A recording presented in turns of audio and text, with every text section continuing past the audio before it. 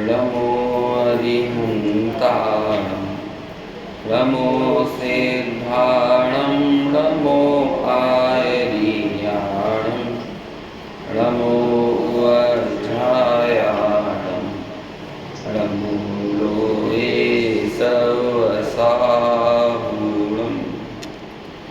मङ्गलं भगवान् वीरो मङ्गलं गौतमोगणि मङ्गलं कुन्दकुन्दाद्यो जैनधर्मोऽस्तु मङ्गलम् सर्वमङ्गलमाङ्गल्यं सर्वकल्याणकारकं प्रधानं सर्वधर्माणां जैनं जयतु शाश्वतं जैनं जयतु मंगलमय मंगलकरण वीतराग विज्ञान नमो ताहि जाते भय अरहंतादि महान करि मंगल करि हो महा ग्रंथ करण के काज जाते मिले समाज सब पावे निज पद राज पावे निज पद राज।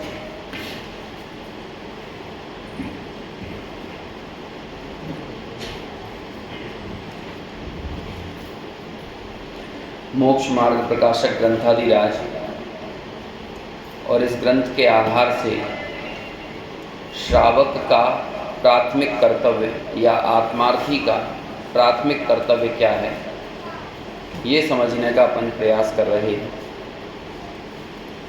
पंडित टोडरमल जी का मोक्ष मार्ग प्रकाशक ग्रंथ के 9वें अधिकार में पुरुषार्थ से मोक्ष की प्राप्ति वाला प्रकरण है और इसी में टोडरमल जी ने पुरुषार्थ को भी परिभाषित किया, पेज नंबर 309।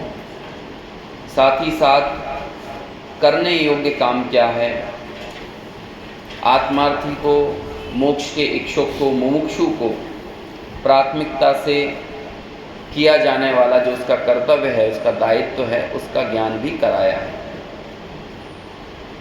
विगत 2 चर्चाएं जो हुई, अब कल शाम की तो एक औपचारिक चर्चा थी, लेकिन आज सुबह जो हमने एक अपनी इस पर्याय की दुर्लभता को समझते हुए ये जानने का थोड़ा प्रयास किया, इस बात पर विमर्श किया कि ये कितना आवश्यक और ज़रूरी हो जाता है कि हमें वर्तमान में जो साधन प्राप्त हुए हैं पुण्योदय से, उन साधनों के बीच में यदि कुछ करने जैसा हमारे लिए है तो वो तत्व विचार ही है। और वो तत्व विचार क्या है, क्या उसकी उपयोगिता है और वो क्यों हमारे लिए इतना अनिवार्य और मूलभूत कर्तव्य या दायित्व कहा गया है। अब जिन लोगों ने सुबह कदाचित नहीं आए हों तो वो सारी बातें दोहराई तो नहीं जा सकती हैं, और सुबह मैंने रिकॉर्ड भी नहीं किया था। लोगों ने बताया कि रिकॉर्ड करना चाहिए था, किसी को भेजना है, लेकिन चूँकि मैंने तो सुबह ये बात कही थी कि रिकॉर्डिंग वाली या ऑनलाइन वाली व्यवस्था बहुत अच्छी है नहीं, है ना, क्योंकि उसमें विशुद्धि वैसी नहीं बन पाती जैसे जिनवाणी की प्रत्यक्ष सन्निधि में हमारी विशुद्धि होती है। तो सब तो योग्यता के अनुसार है, तत्व का लाभ होना, जिनवाणी कान में पड़ना, ये सब चीज़ें होनहार और योग्यता पर निर्भर करता है। इसलिए बहुत ज़्यादा अन्य की परवाह नहीं करना, हम स्वयं कैसे हमारे कर्तव्य बोध से उस कर्तव्य को जानकर उस कार्य में प्रवर्त सकें, हमें तो इसका प्रयास करना चाहिए। थोड़ी आवाज़ गूंज रही है ना आज, थोड़ा देखिए आप, नॉर्मल हो जाए एकदम। चलिए पेज नंबर 309 निकालिए, फिर हम थोड़ा सा इसके आधार से चर्चा आगे बढ़ाते हैं। पुरुषार्थ से मोक्ष की प्राप्ति, अलग अलग प्रतियों में अलग अलग पेज नंबर हो सकता है। मेरे पास तो जो प्रति है उसमें 309 नंबर का पेज है। देखिए यहाँ प्रश्न है कि मोक्ष का उपाय काल लब्धि आने पर भवितव्यता अनुसार बनता है या मोहादि के उपशमादि होने पर बनता है, या अपने पुरुषार्थ से उद्यम करने पर बनता है, सो कहो। यदि प्रथम दोनों कारण मिलने पर बनता है तो हमें उपदेश किस लिए देते हो, और पुरुषार्थ से बनता है तो उपदेश सब सुनते हैं, उनमें कोई उपाय कर सकता है, कोई नहीं कर सकता, सो कारण क्या है। पहले हम इस प्रश्न को बहुत आराम से समझते हैं। देखिए, ये तो सबको पता है ना, कोई भी कार्य जो है वो 5 समवाय से होता है।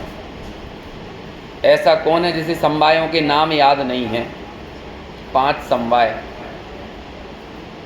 हाँ, थोड़ी थोड़ी आवाज़ आ रही है आप लोगों की तरफ से। हाँ, कुछ लोगों को नहीं है याद, है ना, अभी याद हो जाएंगे। देखो, हाँ देखिए, कोई भी कार्य जो संपन्न होता है उसके लिए व्यवस्था होती है, कार्य कारण व्यवस्था। और ये सिर्फ ऐसा नहीं कि जैन दर्शन में ही होती हो। ये जितने लोग पीएचडी करते हैं, रिसर्च करते हैं, तो ये काय का अध्ययन करते हैं? कार्य कारण व्यवस्था का ही। कार्य कारण, इसे अंग्रेजी में बोलते हैं कॉजेशन, है ना, उसका ही अध्ययन और अभ्यास करते हैं। कॉज इफेक्ट रिलेशन या कॉजेशन बोलते हैं। ये हुआ तो ये क्यों हुआ, इस कार्य के पीछे कौन सा कारण है, यही व्यवस्था कहलाती है कार्य कारण व्यवस्था, है ना। चाहे वो बड़े बड़े वैज्ञानिक हों जो बड़ी बड़ी खोजें करते हैं, तो वो लोग भी इसी चीज़ का अभ्यास अध्ययन करते हैं, कार्य कारण व्यवस्था का।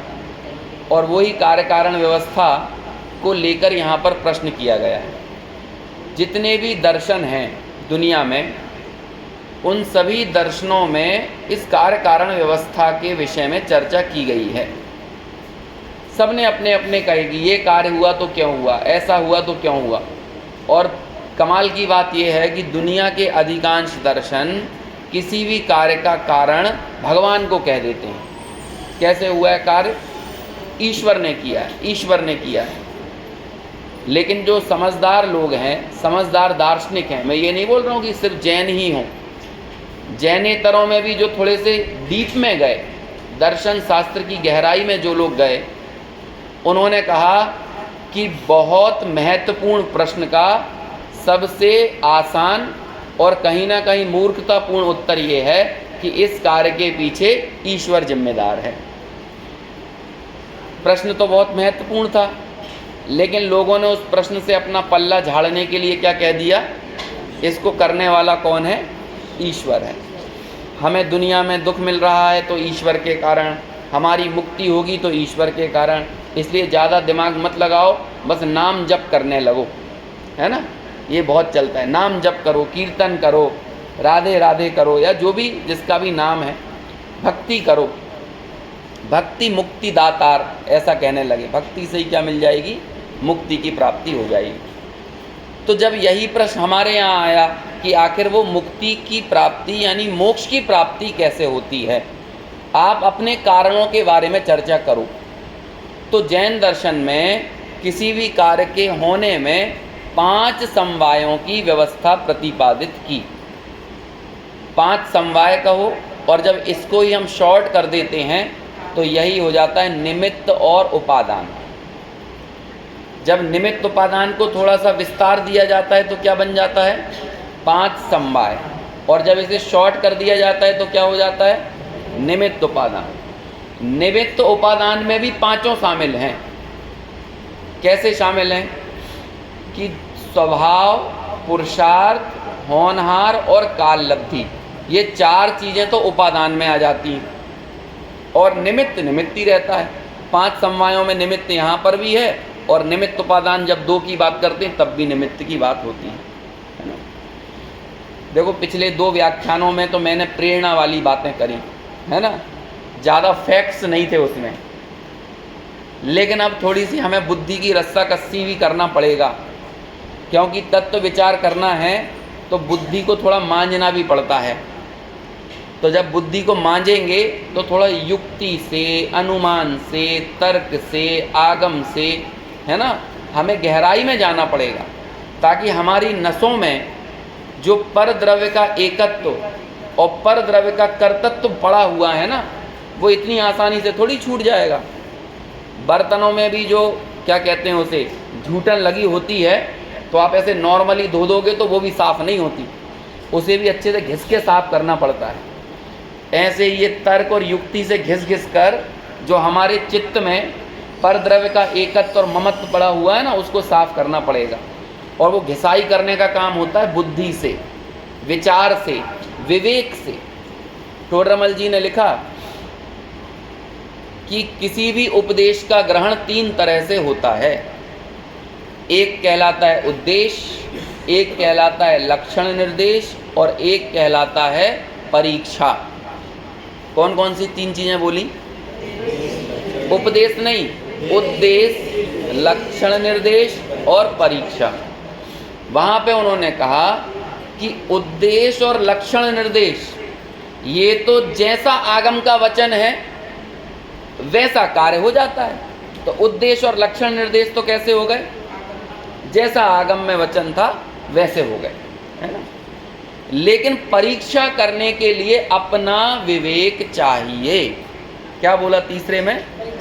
परीक्षा करने के लिए अपना विवेक चाहिए। और विवेक कहाँ मिलता है? किसकी दुकान पे मिलता है?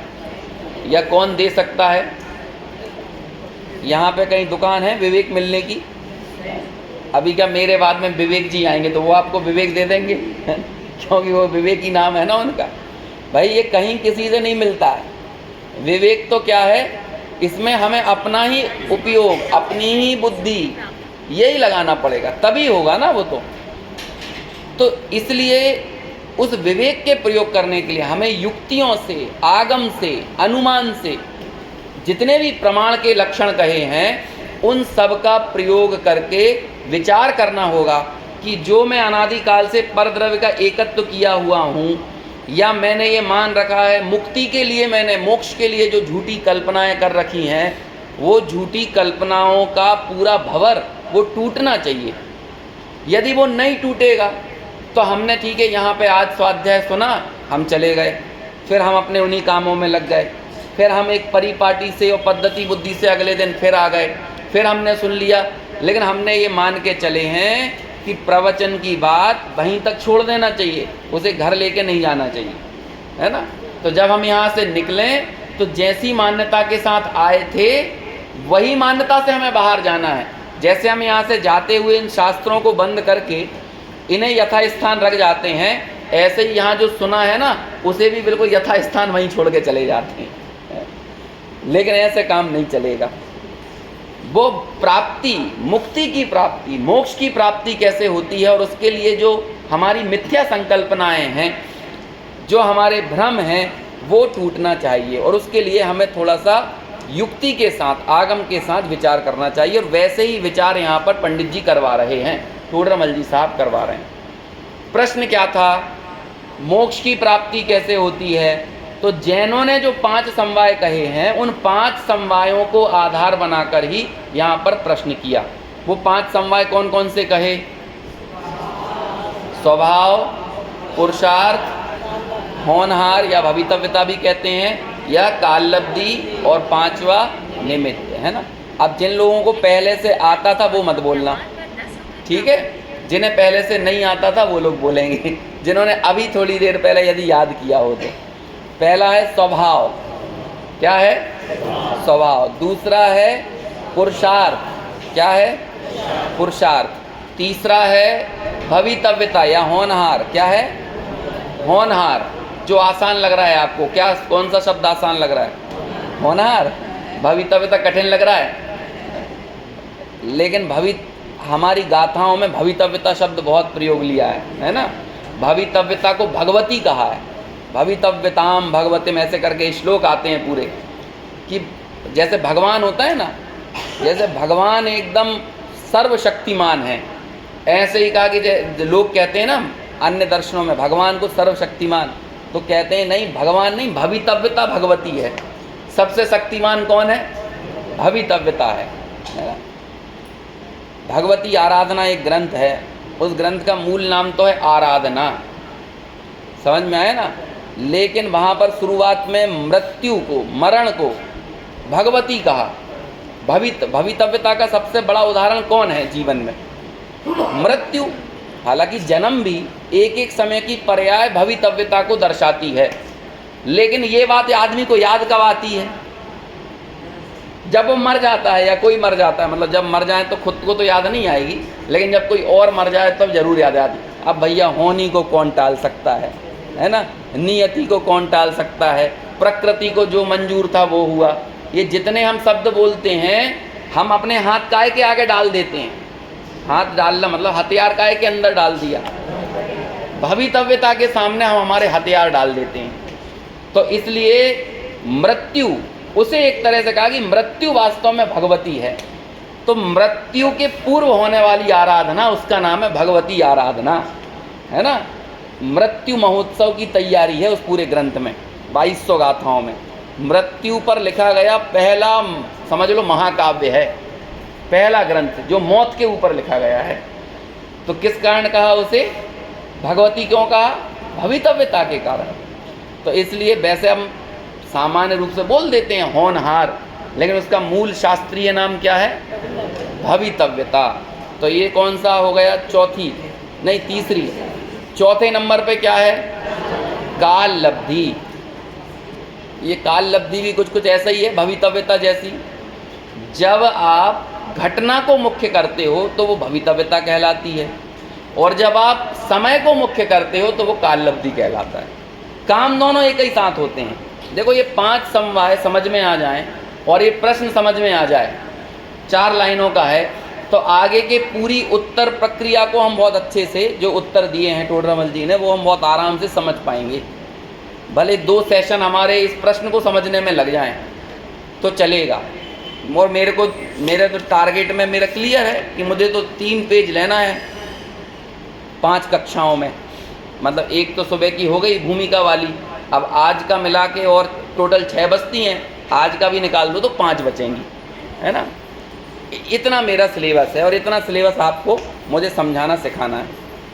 तो पहले प्रश्न समझ लो और सब लोगों को क्लियर हो जाना चाहिए, स्पष्ट। हो सकता है आप लोगों में से कई ने पहले भी ये पढ़ा होगा और पढ़ के भूल गए होंगे, है ना? पढ़ा नहीं होगा तो कहीं ना कहीं किसी न किसी रूप में चर्चा चली होगी, सुना होगा, है ना? क्योंकि ये मोक्ष मार्ग प्रकाशक के उन चुनिंदा प्रकरणों में से एक है जो कि बहुत कहना चाहिए, जिसके लिए टोडरमल जी की यूनिकनेस है ना, जो यूएसपी कहते हैं, यूनिक सेलिंग प्रोडक्ट। किसी चीज़ को की विशेषता यदि बताना हो तो हम उसकी यूएसपी बताते हैं। ऐसे मोक्ष मार्ग प्रकाशक की जो विशेषताएं बताते हैं उसमें जैसे मोह की महिमा वाला प्रकरण है, 4 प्रकार के आभासियों का प्रकरण है, ऐसा ही एक पुरुषार्थ से मोक्ष की प्राप्ति वाला प्रकरण। वैसे तो पूरा ग्रंथ ही बड़ा मंगलकारी है, लेकिन ये उन प्रकरणों में भी बहुत हाईलाइटेड है। तो ये 5 समवाय याद हुए फिर से? स्वभाव, पुरुषार्थ, भवितव्यता, काल लब्धि और निमित्त, है ना? ये 5 समवाय।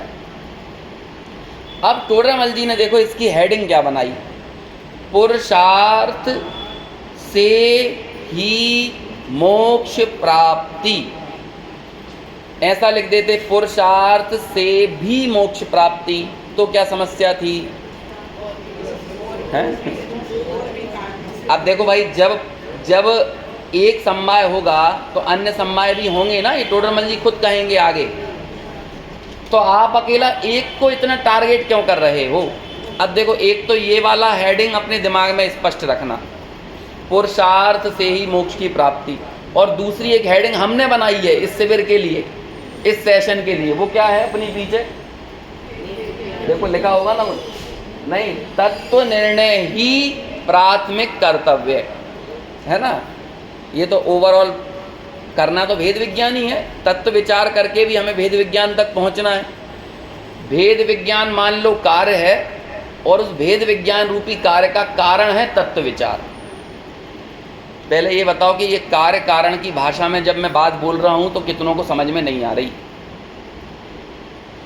क्या होता है, कुछ शब्द ऐसे होते हैं कि हमारे आम जीवन में हमें उन्हें सुनने की आदत नहीं होती, तो जब वो पहली बार प्रवचनों में या कहीं किसी कक्षाओं में सुनने को मिलते हैं तो हमें एक तरह से कंटाला आ जाता है ना, घबराहट सी हो जाती है।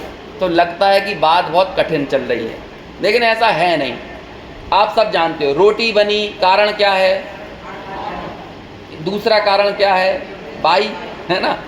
इन दो ही कारणों की बात करोगे ना। कोई भी काम हो रहा है दुनिया में, एक भी काम बताओ जब हम उस कारण की बात नहीं करते ही है ना। यदि ये काम हुआ है तो इसका कारण क्या है? समझ में आया? यदि आपके घर में सब्जी आई तो सब्जी भी किसी ना किसी जगह से आई होगी, तो उसका कारण क्या है? तो यही होता है कारण। मटका लेके आया आप, तो मटके का कारण कौन है? अभी ये युद्ध चल रहा है, इस युद्ध का कारण क्या है?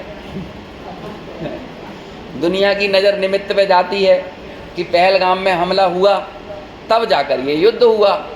और जब पाकिस्तान के नज़रिए से पूछो तो पाकिस्तान क्या कहेगा?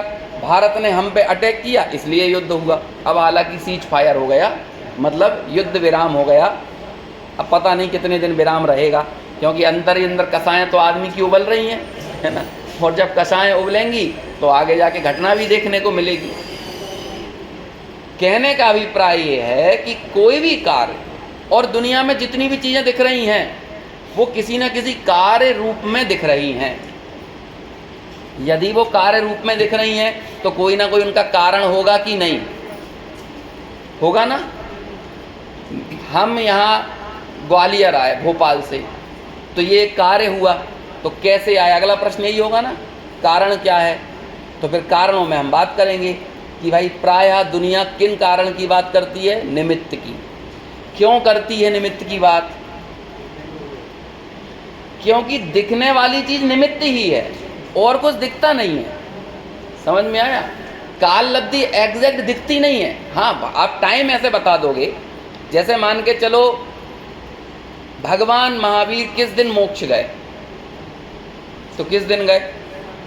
कार्तिक कृष्ण अमावस्या को। लेकिन आप मुझे बताओ, भगवान महावीर के मोक्ष जाने में कार्तिक कृष्ण अमावस्या ने क्या किया? क्या किया? अरे कार्तिक कृष्ण अमावस्या के कारण मोक्ष गए क्या? यदि कार्तिक कृष्ण अमावस्या के कारण मोक्ष गए तो जब वो 72 साल के हुए तभी क्यों गए? 71वें साल की कार्तिक कृष्ण अमावस्या में चले जाते, 70 साल की में चले जाते। ये भी कहीं ना कहीं आरोप आया है उस तिथि पर, उस समय पर। तो वास्तविक काल लब्धि तो हमें वहाँ भी नहीं दिख रही है। भवितव्यता भी ऐसे नहीं दिखती है प्रत्यक्ष रूप से कि ये कार्य हुआ तो क्या हुआ। वो तो आचार्य भी भवितव्यता को कैसे समझाते हैं? ये हुआ ना, ये होना ही भवितव्यता है, बस ऐसे समझाएंगे। लेकिन हमें ये नहीं लगता कि ये किसी भवितव्यता कोई कारण है, कारण पने से नहीं लगती। समझ रहे हो ये मैं क्या कहना चाह रहा हूँ? जैसे कि रोटी बनी तो आचार्य से पूछो क्यों बनी, तो वो कहेंगे भवितव्यता थी तो बन गई। लेकिन हमें देखेंगे भवितव्यता कहाँ है रोटी बनने में, तो हमें तो कहीं नहीं दिख रही भवितव्यता। तो कहीं दिखेगी क्या भवितव्यता? तो आचार्य से पूछो, आचार्य हमें भवितव्यता तो कहीं नहीं दिख रही। तो कहते हैं ये रोटी खुद साक्षात भवितव्यता ही है ना। रोटी बन गई ना, ये रोटी का बनना ही भवितव्यता है, बस ऐसी भवितव्यता होती है। लेकिन आप उसे कोई कार्य से पृथक करके दिखा नहीं पाओगे, तो दिखती भवितव्यता भी नहीं है। स्वभाव नहीं दिखता, स्वभाव भी नहीं दिखता है ना। अरे आटे को कौन मुख्य करता है? यदि हम कार्य में, हमें तो कार्य जब हाईलाइटेड होता है ना, तो हमें सबसे ज़्यादा यदि कोई चीज़ दिखती है तो क्या दिखती है? सिर्फ और सिर्फ निमित्त। सिर्फ और सिर्फ कौन मिलता है हमें? सूली पे यदि किसी को टांगना है तो हम किसको टांग देते हैं? आप स्वाध्याय में क्यों नहीं आ पाते यदि पूछा जाए तो वो लोग क्या क्या कहोगे? हमें ना स्वभाव दिखेगा, ना पुरुषार्थ दिखेगा, ना काल लब्धि दिखेगी, ना भवितव्यता दिखेगी, मात्र क्या दिखेंगे? अभी प्रश्न पूछ लो, आपसे कोई से भी पूछ के देख लो, आपके उत्तर देखना जहाँ से निकलेंगे, कौन सी जगह से निकलेंगे उत्तर? सब निमित्त से ही तो निकलेंगे ना, कि भैया वही समय हमारा इनके ऑफिस जाने का होता है, या दुकान खोलने का होता है, बच्चों के स्कूल जाने का होता है, या जो भी XYZ आप बनाते जाओ, उनका कोई अंत नहीं है बहानों।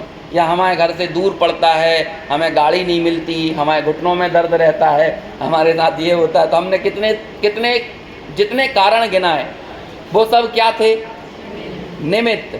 जबकि निमित्त के लिए कहते हैं बेचारा निमित्त कुछ नहीं कर रहा, निमित्त का गुनाह यही है कि वो वहाँ मौजूद था बस और कुछ नहीं है। जैसे मान के चलो मर्डर हो गया और आपको कुछ नहीं मिला, तो वहाँ जो मौजूद था उसे पकड़ के ले गए और जेल में बंद कर दिया, तो वो बोलेगा भैया मैंने कुछ नहीं किया, मैं तो बस चुपचाप वहाँ से निकल रहा था, इत्तेफाक की बात थी कि तभी मर्डर हुआ और तभी मैं वहाँ से गुजर रहा था, और इसके अलावा मैंने कुछ नहीं किया।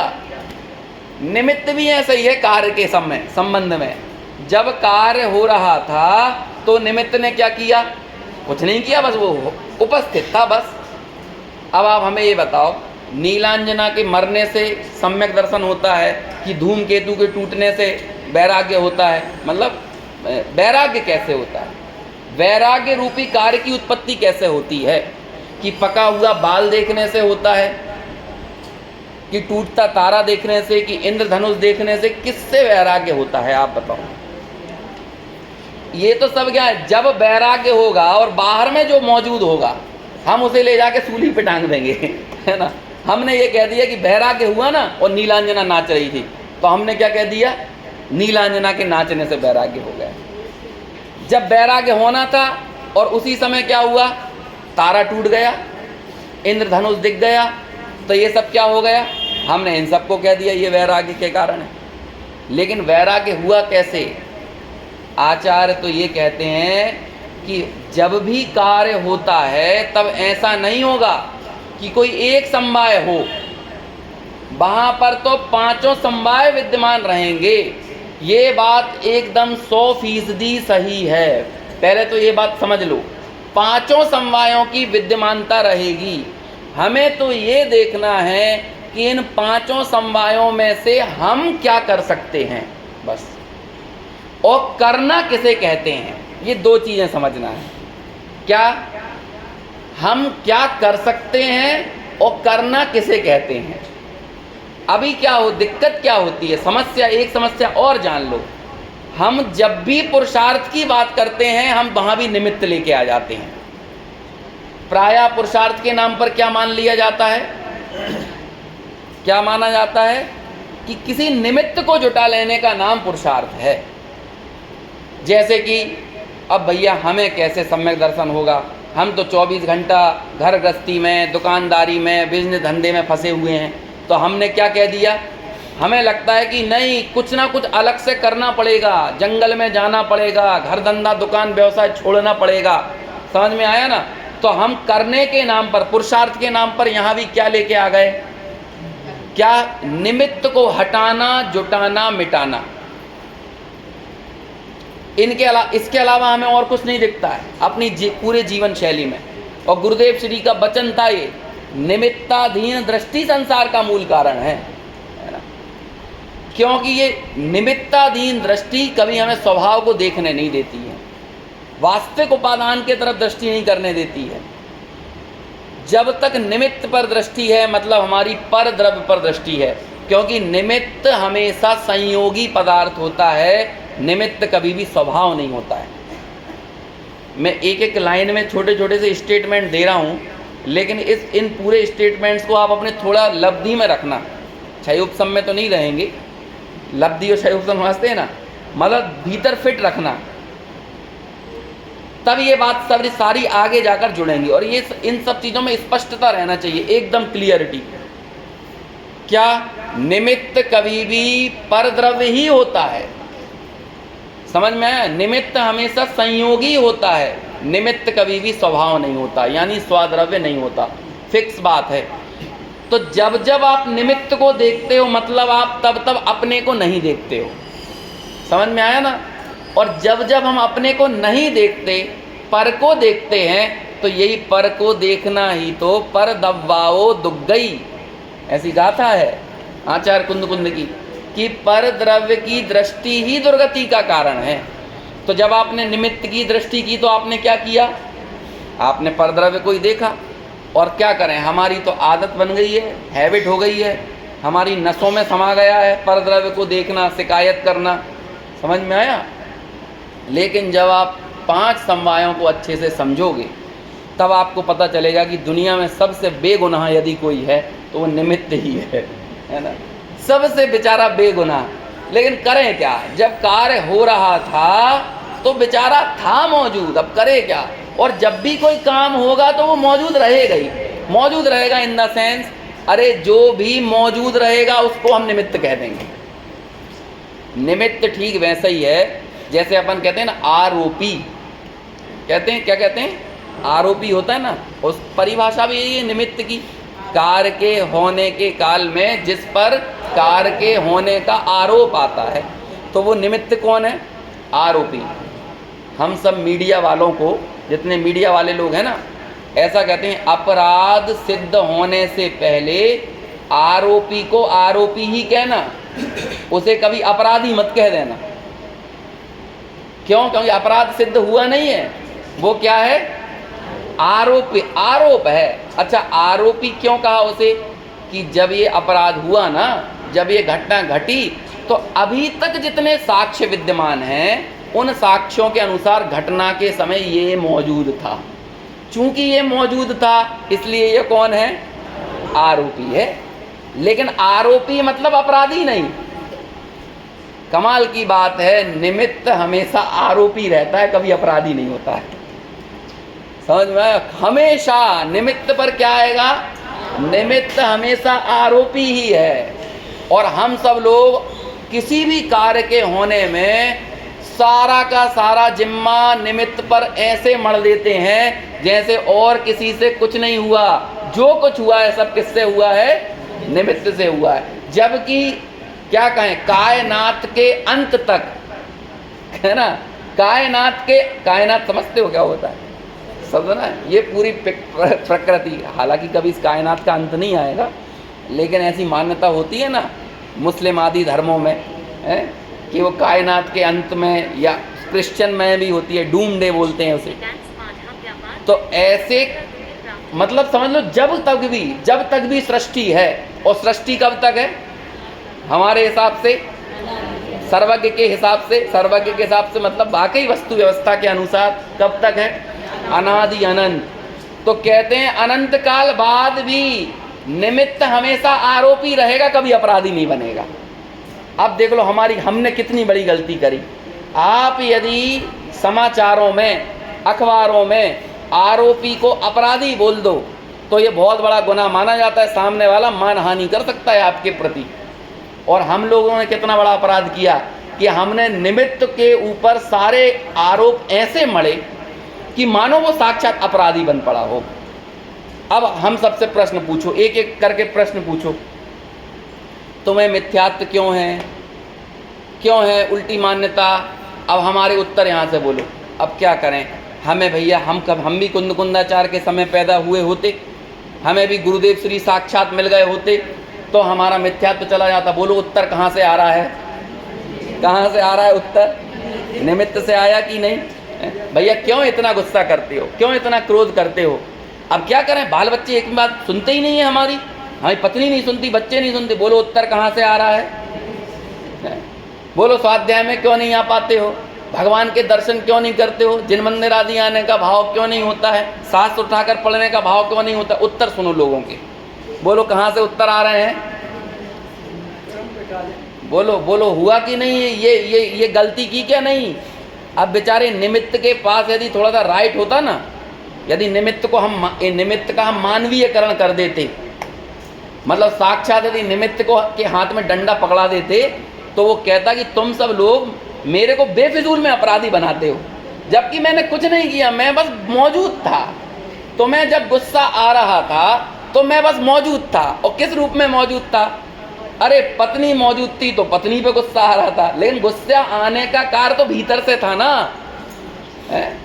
हमें अपने भीतर का व्यावहारिक परिणाम, अपनी भूल क्यों नहीं दिख रही? हमें अपना विपरीत पुरुषार्थ क्यों नहीं दिख रहा? हमें निमित्त ही क्यों दिख रहा है? समझ में आए? हमारा सम्यक परिणमन नहीं हो रहा, इसमें निमित्त ने बेचारे ने क्या किया? पहले तो इस निमित्ताधीन की मान्यता को हटाओ। जब ये मान्यता हटेगी तो हम बाकी के समवायों पे बात कर पाएंगे। समझ में आया? बोलो अभी कौन कौन से समवाय और बचते हैं? स्वभाव, पुरुषार्थ, काललब्धि और होनहार या भवितव्यता, है ना? कई जगह भवितव्यता को पहले बोल देते हैं, काल लब्धि बाद में बोलते हैं, कई जगह काल लब्धि पहले बोल देते हैं। लेकिन टोडरमल जी निमित्त को तो हटा ही दिया, और बाकी 4 में से भी 3 को क्या करा उन्होंने, 3 की बात नहीं की, गौण कर दिया उन्हें भी। और क्या कहा, पुरुषार्थ से ही मोक्ष की प्राप्ति, पुरुषार्थ से ही मोक्ष की प्राप्ति। देखो अब अपन इस पे बात करेंगे, पुरुषार्थ क्या होता है इस पे तो चर्चा चलेगी ही, लेकिन पहले इस प्रश्न में एक बार फिर से नज़र डालो, फिर से पढ़ते हैं अपन, है ना। देखिए यहाँ प्रश्न है कि मोक्ष का उपाय काल लब्धि आने पर भवितव्यतानुसार बनता है या मोह आदि के उपशम आदि होने पर बनता है, या अपने पुरुषार्थ से उद्यम करने पर बनता है, सो कहो। इसमें सब सारे समवाय आपको दिख रहे हैं कि नहीं इस प्रश्न के अंदर। कैसे बनता है, उत्तर दो कि काल लब्धि से बनता है। तो काल लब्धि से बनता यदि ये कह देंगे तो वो क्या मानने लगेगा, ठीक है फिर तो जब टाइम आना होगा तब हो जाएगा, फिर तो काय को ये शिविर लगाया है, इतनी गर्मी में परेशान कर रहे हो लोगों को, घर में बैठे रहो शांति से, है ना। अब वो जब हालांकि ये शिविर लगने की काल लब्धि भी तय थी और हमारा आपका आना भी तय था, ऐसे भाव बनना भी तय थे, लेकिन हाईलाइट करने वाली बात नहीं है। अब अच्छा इस शिविर की काल लब्धि क्या है बताओ आप। यदि हम आपको कहें उत्तर दो तो क्या उत्तर आएगा, 10 मई से 17 मई। लेकिन आप ये बताओ 10 मई से 17 मई ने क्या कर दिया इस शिविर को लगाने में, 10 मई से 17 मई ने क्या कर दिया। तो काल लब्धि से ये शिविर लगा है, लगा तो है काल लब्धि से, बात तो 100% सही है, लेकिन काल लब्धि ने क्या किया है, बात ये है। ये उत्तर देंगे आगे टोडरमल जी यही उत्तर देंगे, भैया काल लब्धि और होनहार तो कोई वस्तु ही नहीं है। क्या समझ रहे हैं हम, काल लब्धि और होनहार तो कोई वस्तु ही नहीं है। क्यों नहीं है, क्योंकि जिस समय में कार्य हो वो काल लब्धि और जो कार्य हो वो भवितव्यता, बस।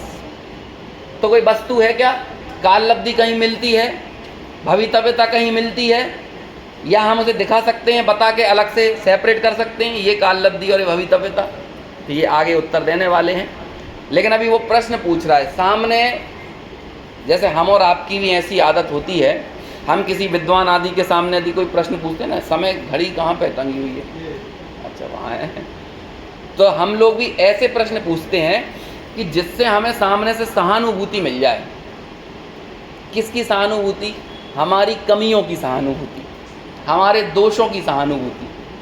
जैसे कोई व्यक्ति से कहो कि भाई थोड़ा समय से घर, मतलब कोई रात्रि भोजन मान के चलो करता हो, तो उससे कहीं भाई थोड़ा सा प्रयास करो, समय पे अपना कार्य संपन्न कर लिया करो, जो भी दिन में जहाँ व्यस्त रहते हो, और समय पे आकर दिन में भोजन कर लो। चलो रात में यदि कुछ आवश्यकता पड़ ही गई तो अपन उसे ऐसे समझाएंगे ना शुरू में कि भैया ठीक है जल ले लो, दूध आदि ले लो, है ना, ऐसे हम धीरे धीरे बोलेंगे। फिर भी यदि ना माने तो हम बोलेंगे चलो एक काम करो 8 बजे तक का ही नियम ले लो, लेकिन नियम तो लो। कहीं ना कहीं उसे तो धीरे धीरे हम समेट कर लेके आना चाहेंगे। लेकिन अब सामने वाला आपके सामने इतने बहाने बताएगा, अब ये बोलेगा अब भैया क्या करें, यदि मैं 8 बजे तक ऑफिस में नहीं रुकूंगा तो मुझे नौकरी से निकाल देंगे। तो वो हमसे ही पूछेगा तो क्या नौकरी छोड़ दें, है ना, हमसे ही बोलने लगेगा। अब वो क्या इतने तरह के बहाने बनाएगा। देखो भाई जब मैं ऑफिस से आऊँगा और जल्दी खाना खाने के चक्कर में मैं तेज़ गाड़ी चलाऊँगा, सिग्नल तोड़ूंगा, तो क्या समझ मैं तेज़ गाड़ी चलाऊँ, मैं सिग्नल तोड़ के आ जाऊँ, ऐसे में एक्सीडेंट हो जाएगा तो कौन जिम्मेदार होगा। सामने वाले पे वो इतने एक चीज़ का उपदेश दिया और उसने सामने वाले पर इतने प्रश्न दाग दिए। उन प्रश्नों के माध्यम से वो क्या सुनना चाहता है कि सामने वाला बोल दे कि ठीक है भैया जो कर रहे हो कर दो, है ना, जो कर रहे हो वो करते रहो, यही सुनना चाहता है ना वो। तो इस तरह से वो अपने बहानों के माध्यम से या अपनी जो कुछ भी उसने अपने मन की जो भी अंतर की मान्यताएं थी वो प्रस्तुत की, उसके माध्यम से वो सिर्फ लोगों की सहानुभूति प्राप्त करना चाहता है। ऐसे यहाँ पर टोडरमल जी ने भी शिष्य की तरफ से प्रश्न खड़े किए कि आप बताओ पंडित जी साहब कि काम कैसे होता है। मोक्ष को आप एक काम मान रहे हो ना, मोक्ष रूपी कार्य, तो इसका कारण कौन है? काललब्धि है, भवितव्यता है। वो जैन दर्शन के ही परिप्रेक्ष्य में पूछ रहा है, क्योंकि जैन दर्शन में यही कहे हैं कारण कार्य होने की। काललब्धि से है कि भवितव्यता से है कि मोह आदि के उपशम होने से। मोह आदि का उपशम मतलब निमित्त, समझ में आया ना? तो निमित्त से है, काललब्धि से है, भवितव्यता से है कि पुरुषार्थ से है। देखो फिर आगे क्या लिखता है, यदि पहले दोनों कारण मिलने पर बनता है तो। पहले दोनों कारण कौन से? इस प्रश्न के हिसाब से पहले दो कारण काललब्धि और होनहार। तो कहा तो फिर उपदेश किस लिए देते हो? समझ में आया? ये इतना बड़ा ग्रंथ लिख दिया टोडरमल जी ने, तो उपदेश ही तो दिया है इसमें। इस अधिकार के पहले का सूत्र अधिकार कौन सा था? 9वें अधिकार से पहले कौन सा अधिकार था? उपदेश का स्वरूप, ये था ना इसमें 8वें नंबर का अधिकार। उसमें क्या बात आई थी? तो वो कह रहे हैं कि आपने उपदेश का स्वरूप बताया, शुरुआत से भी हमें बताते चले आ रहे हो, ऐसा करो, ऐसा नहीं करो, ऐसा करो, ऐसा नहीं करो, सब बताया। तो कहते हैं जब काम काललब्धि और होनहार से होना है तो उपदेश क्यों देते हो? जब होना होगा हो जाएगा ना, क्यों उपदेश देते हो?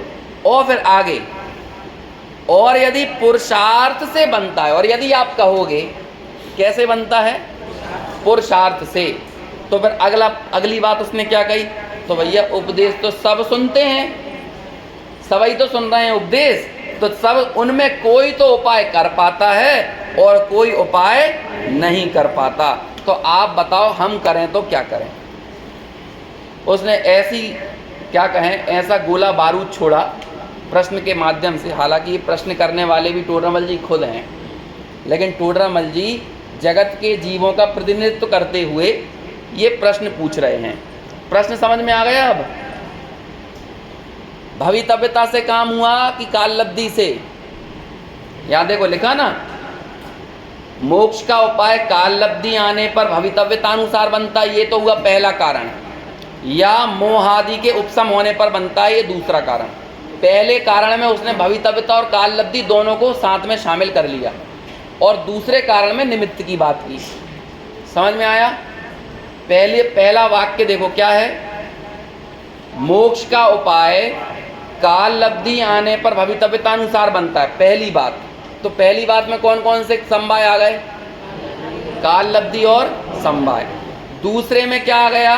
मोहादि के उपशम मतलब निमित्त। और तीसरे में क्या आ गया? पुरुषार्थ। कौन सा रह गया? स्वभाव। अब स्वभाव की तो क्या बात करें, स्वभाव तो जो है सो है ही, है ना? इसलिए स्वभाव को तो कोई बदल नहीं सकता, उसे बदल नहीं सकते, इसलिए तो उसका नाम स्वभाव है। यदि बदल देते तो फिर स्वभाव कैसे कहलाता? समझ में आया? ठीक है, तो पहला जो वाक्य था, यानी काललब्धि और भवितव्यता से बनता है तो उपदेश क्यों देते हो? और यदि पुरुषार्थ से बनता है, मतलब जो दूसरा पॉइंट दिया, काललब्धि भवितव्यता एक पॉइंट, दूसरा मोहादि का उपशम मतलब निमित्त, और फिर तीसरा जो पॉइंट है वो है पुरुषार्थ, यानी उपदेश को देना, उपदेश को सुनना, उपदेश को ग्रहण करना, शास्त्र स्वाध्याय करना, ये सब चीज़ें इसमें शामिल हो जाती हैं। हमारा पढ़ना, हमारा सुनना, हमारा वाचना, प्रच्छना, आमना, अनुप्रेक्षा, धर्मोपदेश, ये सब क्या कहलाते हैं? सब कुछ स्वाध्याय कहलाते हैं, उपदेश का ग्रहण कहलाते हैं। यदि काललब्धि और भवितव्यता से बना, समझ में आया? तो फिर काललब्धि और भवितव्यता से या फिर मोहादि के उपशम होने पर बना, मतलब पहले दो कारण होने पर बना, तो फिर हमें उपदेश देने की ज़रूरत नहीं है। जब काललब्धि आएगी, जब भवितव्यता होगी, जब मोह का उपशम होना होगा, तब हो जाएगा। हमें ज़्यादा लोड लेने की ज़रूरत नहीं है। जैसी घर गृहस्थी, दुकानदारी, परिवार, धंधा, व्यापार चल रहा है, उसे चलने दो। और यदि आप कहोगे पुरुषार्थ से बनता है, तो फिर उपदेश तो सब सुनते हैं, कोई एक आध उपदेश ग्रहण करके तो आगे निकल जाता है और बाकी ज्यों के त्यों पड़े रहते हैं। और ऐसा सिर्फ आज की बात थोड़ी है, समव शरण में साक्षात केवली का उपदेश मिले तब भी, समझ में आया, उस समय भी कुछ लोग तो आगे बढ़ जाते हैं और कुछ वहीं के वहीं रह जाते हैं। बात क्लियर यहाँ तक की? क्योंकि ये क्लियर होगी तो आगे फिर उत्तर सुनने में मज़ा आएगा, है ना। देखो अब आगे उत्तर पढ़ते हैं, अभी जितना 5-7 मिनट में जितना भी उत्तर अपन पढ़ पाए। देखो, एक कार्य के होने में अनेक कारण मिलते हैं।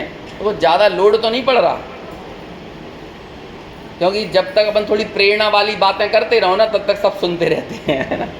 लेकिन जहाँ थोड़ा सा दिमाग लगाने वाली, कुछ याद करने वाली, अभी मैं आपको बताते रहूँ, संसार की दुर्लभता सुनाते रहूँ तो आंखों में से आंसू भी आ जाएंगे, लेकिन बस हम आंखों को आंसू बहा के फिर वैसे के वैसे हो जाते हैं।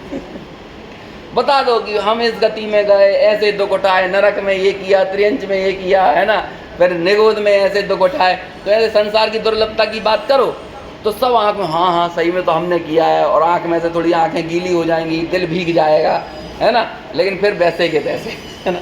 लेकिन मज़ा बहुत आता है सुनने में। खूब प्रेरणा दो, संसार की दुर्लभता बताओ, मज़ा तो बहुत आता है इसमें। लेकिन जहाँ थोड़ा सा दिमाग लगाने की बात आती है तो यार बहुत जटिल बात हो रही है इसमें, ये तो हमें पच नहीं रही। यहाँ भी फिर हम निमित्त को दोष देने लगेंगे। बोलो हमें जिनवाणी क्यों समझ में नहीं आई? कई बार मैं लोगों को बोलता हूँ कि जब आपको समझ में ना आए ना तो 2 बार पढ़ो, नहीं समझ में आए तो 3 बार पढ़ो, फिर समझ में नहीं आया तो 4 बार पढ़ो, और 4-5 बार पढ़ने पे सुनने पे भी समझ में नहीं आ रही तब जिनवाणी में देखना बंद करो, अपने जीवन में देखना चालू करो। तब जीवन में देखो कैसे पंडित सदा सुखदास जी ने कहा कि बहुत समय से अभ्यास करने के बावजूद भी तुझे तत्व विचार की, आत्मानुभूति की, तत्व निर्णय की प्रेरणा नहीं मिलती, बारंबार अभ्यास और स्वाध्याय करने के बावजूद भी, तो समझना ये तेरे अन्याय, अनीति और अभक्ष का फल है। तो अब क्या करो? यदि मन में अन्याय पड़ा हो, मन में अनीति हो, अभी टोडरमल जी इस प्रकरण में बात कहेंगे, ऐसी अनीति जिनमत में संभव है नहीं, ऐसी चर्चाएं आने वाली हैं इसी अगले 1-2 पेजों में, है ना। हाँ, तो ये अन्याय, अनीति, अभक्ष यदि हमारे जीवन में विद्यमान है तो इतनी कलुषता के साथ क्या आपको लगता है अरे नहीं आएगी समझ में? समझ में कैसे आ जाएगी? कई बार लोग वाग ये कहते हैं ना, हम बहुत कोशिश करते हैं, हमारा मन ही नहीं होता जिनवाणी सुनने का, स्वाध्याय समझने का, सुनने का, तो फिर अब क्या बोलते हैं, तो ये तो सामने वाले को ये भैया तो फिर दिक्कत है तुम्हें कोई, है ना, कोई समस्या है, इलाज करवाओ। अरे जैसे कोई हमसे आके कहे क्यों ये जो तुमने मिठाई खाई ये कैसी लगी? हम कहते मीठी लगी। अच्छा तुमको कैसी लगी? हमें भी मीठी लगी। तुम्हें कैसी लगी? हमें भी मीठी लगी। और वो बोले या मुझे तो कोई मीठी नहीं लग रही, तो अपन क्या बोलेंगे? तो भाई कोई दिक्कत है, इलाज करवाओ। और क्या है ना। ऐसे ही कोई जिनवाणी सुने, है ना, और बार बार उसे बोले भाई कैसा लगे? भाई आनंद है, आनंदकारी है, प्रेरक है ना, हमें स्वभाव के लिए उत्प्रेरित करती है। लेकिन कोई तीसरा आदमी कहे हमें कुछ समझ में ही नहीं आया, तो अपन क्या बोलेंगे? तो भैया जो दिक्कत है इलाज करवाओ। अब वो इलाज कहाँ करना पड़ेगा? कहाँ? जीवन में देखो, अपने जीवन में देखो, विषय का कषाय कितनी पड़ी हुई है, विषय सेवन की तृष्णा कितनी भयंकर पड़ी हुई है, अन्याय कितना चल रहा है, अनीति कितनी हो रही है, अभक्ष कितनी हो रही है ना। दूसरों के ऊपर जो तुम कह ढा रहे हो इन द सेंस बेईमानी कर रहे हो, भ्रष्टाचार कर रहे हो। जीवन में यदि तुम्हारे सदाचार नहीं है, शिष्टाचार नहीं है, तो फिर बोलो क्या लगता है कि तुम्हें स्वाध्याय से तत्व विचार की प्रेरणा मिलेगी?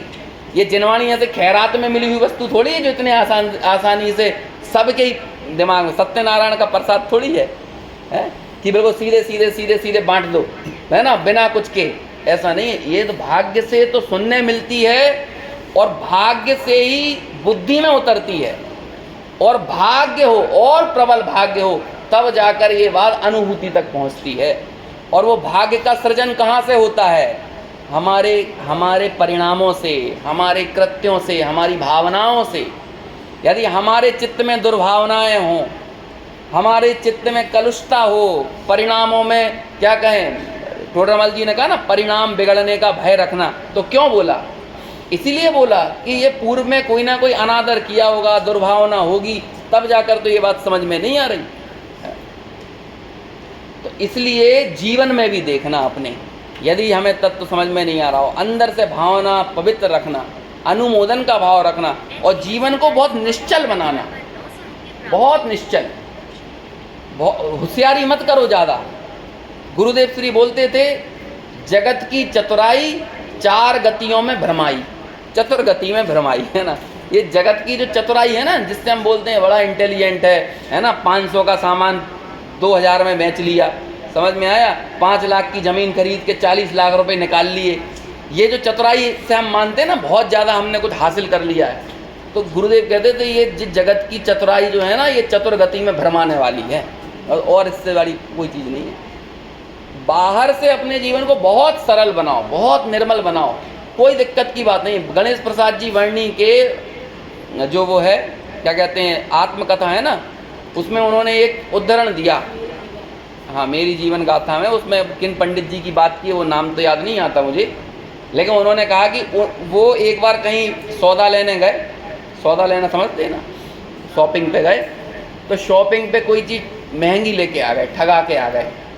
तो जब वो ठगा के आए तो उनसे किसी ने बोला कि क्या पंडित जी, आप ये 50 रुपये की चीज़ जो है वो 200 में लेके आ गए, आप तो ठगा गए। तो वो पंडित जी ने क्या उत्तर दिया, अच्छा ऐसा है क्या, चलो कोई बात नहीं, उसने मुझको ठगा है, मुझे खुशी इस बात की है कि मैंने तो उसे नहीं ठगा।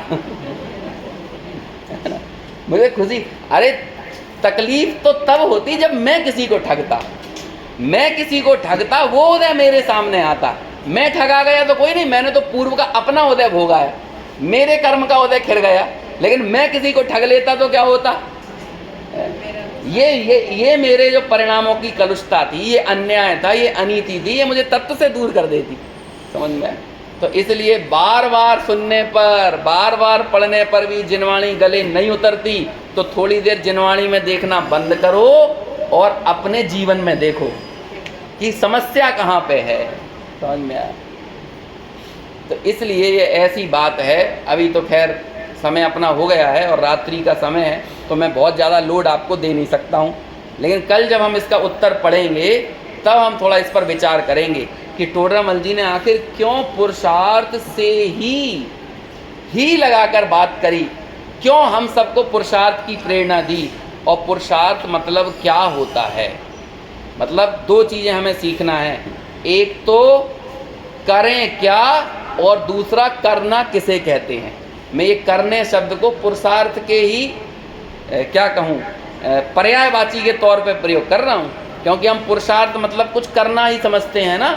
तो सवाल यही होता है कि हम करें क्या, मतलब हम कर सकते क्या हैं। तो हमें एक तो ये देखना है, और दूसरा करना कहते किसको है, मतलब पुरुषार्थ कहते किसको हैं, जिस पुरुषार्थ के माध्यम से मोक्ष की प्राप्ति होती है। मैं आपको सही बता रहा हूँ, जैसे आजकल जीपीएस लगा होता है ना, हमें यहाँ से कहीं जाना हो, मान के चलो हमें जाना है यहाँ से झांसी जाना हो, तो हम गाड़ी पे जीपीएस लगा देते हैं और वो पूरा जीपीएस रोड मैप बना देता है, एकदम स्पष्ट रोड मैप। यहाँ से इतना मुड़ना, 10 किलोमीटर बाद राइट, फिर इतना लेफ्ट, फिर पतली सकरी गली, फिर उसके बाद इतना ट्रैफिक मिलेगा, फिर ऐसा होगा, फिर ट्रैफिक नहीं मिलेगा, सीधी रोड होगी, इतने टोल नाके पड़ेंगे, सब कैलकुलेट कर देगा, टाइम बता देगा। आपने जीपीएस लगाया, मान के चलो 8 बजे आप निकले तो बता देगा 11:35 पे आप झांसी पहुंच जाओगे, 10:35 जो भी टाइम दे रहा है वो, उस टाइम में आप वहाँ पहुंच जाओ। कमाल की बात होती, 5-10 मिनट का अंतर पड़ता है ना। और हम वाकई में वहाँ पे प्रायः पहुँच जाते हैं। अब कोई बहुत एक्सेप्शन हो तो बात अलग है कि 125 पे गाड़ी दौड़ा है, 150 पे दौड़ा है तो बात अलग है, लेकिन प्रायः वो ये मान के चलता है पूरे ट्रैफिक का कैलकुलेशन। और आने वाले समय में ऐसा होगा, जीपीएस भी इतना एक्यूरेट होगा कि वो आदमी देख के ये बताएगा कि ये कितनी देर में पहुंचा देगा, है ना। वो मोबाइल देख के ये बता देगा, उसके अंदर भी इतनी एक्यूरेसी आ जाएगी।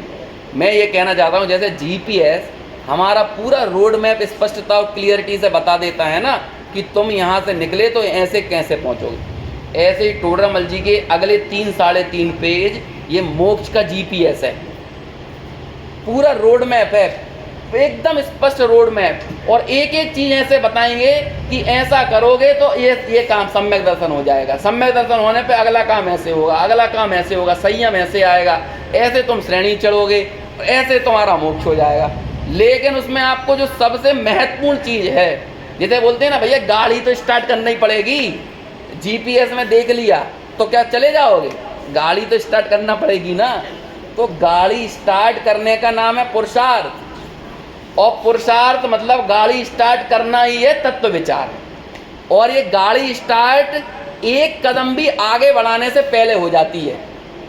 ऐसे ही मोक्ष मार्ग में आगे बढ़ना तो है सम्यक दर्शन, लेकिन आगे बढ़ने से पहले ही गाड़ी स्टार्ट करना है तत्व विचार। ये मैंने आपको क्लाइमेक्स पहले ही बता दिया है, जिसकी सिद्धि हम पुष्टि करेंगे। लेकिन आगे इसी युक्ति से, इसी तर्क से ठोडरमल जी ये पूरी बात समझाने वाले हैं कि कैसे पुरुषार्थ मतलब तत्व विचार करना, यही हमारा सबसे प्राथमिक कर्तव्य है, और ये ही मोक्ष प्राप्ति का वास्तविक उपाय है। इसकी चर्चा अपन आगे यथा समय करें।